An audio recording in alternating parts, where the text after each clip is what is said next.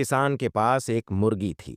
मुर्गी कम अंडे देती थी, इसलिए किसान ने मुर्गी को दी दवाई और अगले दिन ही मुर्गी ने बहुत सारे अंडे देना शुरू कर दिया।